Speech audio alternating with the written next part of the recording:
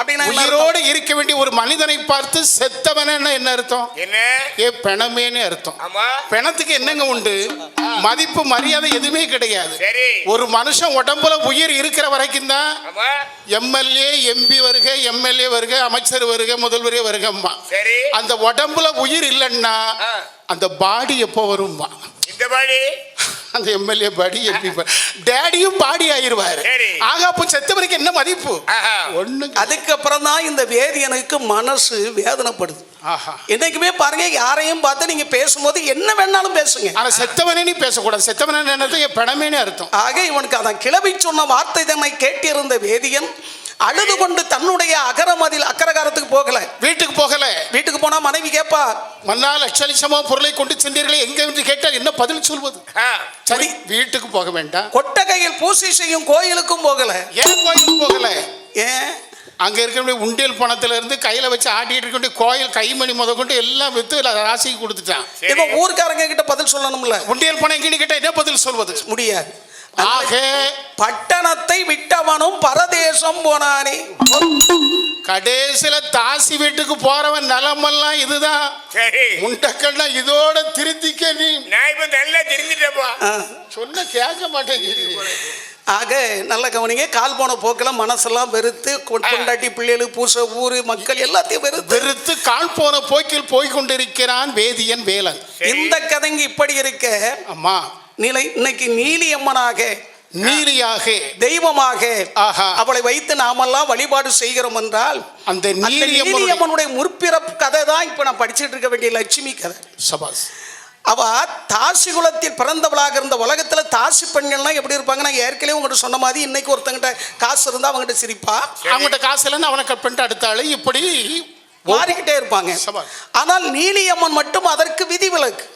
சேற்றில் முளைத்த செந்தாமரை, நத்தையில் விளைந்த முத்து, சிறந்த ஒரு கற்பு கரசி. அவள் பிறந்தது தாசி குலமாக இருந்தாலும், பிறந்த குலம் தாசி குலமாக இருந்தாலும் அவள் பார்த்தது, பேசியது, பழகியது, வாழ்ந்தது, வாழ வேண்டும் என்று நினைத்தது வேதியன் ஒருவர் தான்.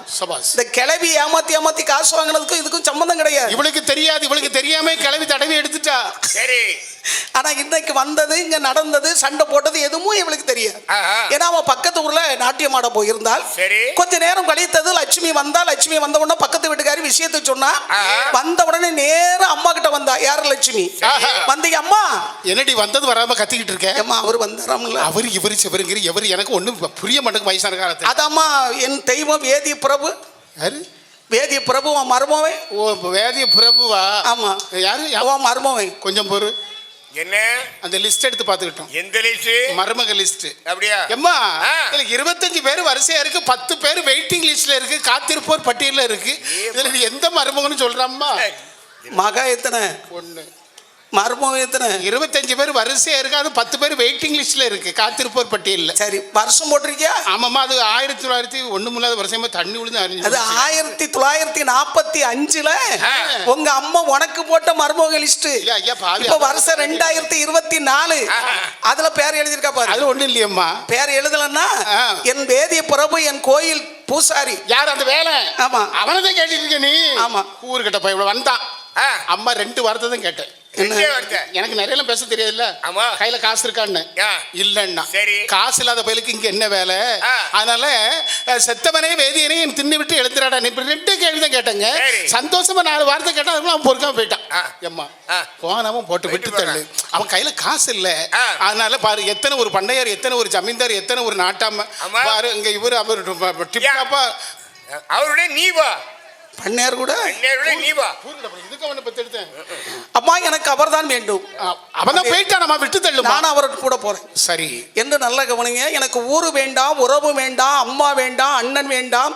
இந்த உலகத்தில் வேதியன் ஒருவர் தான் எனக்கு வேண்டும் என்று சொல்லி இந்த வேதியன் கொடுத்த 6 லட்சம் பொன்னுடைமை தன்னுடைய உடம்பிலேயே போட்டுக்கொண்டு எங்கே வருகிறாள்? எங்கே அந்த பரதேசம் ஒரு பாப்பாரை கூட்டி வரேன்.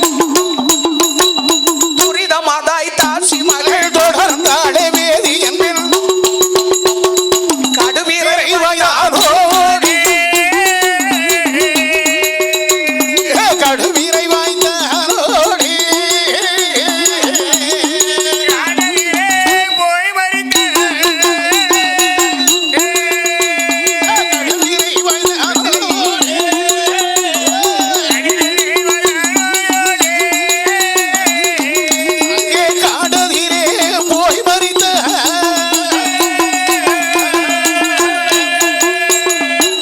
கிட்ட சண்டை போட்டுட்டு அப்ப அவ லட்சுமி தாசி குலத்தில் பிறந்தவளாக இருந்தாலும் எப்படிப்பட்ட பெண் நீங்களே யோசிச்சு. இருந்திருப்பாள். ஆக வேதியன் முன்னாடி போயிருக்க மத்தியில காலடி தடம்.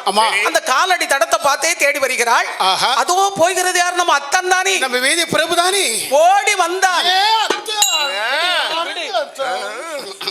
கட்டி பிடிச்சா. கட்டி பிடிச்சுக்கிட்டு சொன்னா, அத்தான் என் அம்மா வயசான காலத்துல 1000 பேசிருப்பா. அதெல்லாம் நினைச்சு நீங்க கோவப்படலாமா அத்தான்? என் தாசி குலத்தில் பிறந்த எல்லா பெண்களும் ஒருவன் இல்லை என்றால் ஒருவனோடு உறவாடுவார்கள். நான் அப்படியே நான் பார்த்தது, பேசியது, ஆசைப்பட்டது, வாழ வேண்டும் என்று நினைத்தது, வாழ்ந்தது எல்லாமே உங்கள் ஒருவருடன் தான். அத்தா நீங்கள் வந்தது, என் தாய் கிழவி ஏசியது எதுவுமே எனக்கு தெரியாது. நான் வந்த பிறகு பக்கத்து வீட்டுக்காரி விஷயத்தை சொன்னான். எனக்கு ஊரு வேண்டாம், உறவு வேண்டாம், அம்மா வேண்டாம், அண்ணன் வேண்டாம், இந்த உலகத்தில் வேதியின் ஒருவர் நீங்கள் தான் எனக்கு வேண்டும் என்று சொல்லி நீங்கள் கொடுத்தீர்களே 6 லட்சம் பொன், அது அப்படியே உடம்புல போட்டு உங்களை தேடி வந்து என்னை விட்டு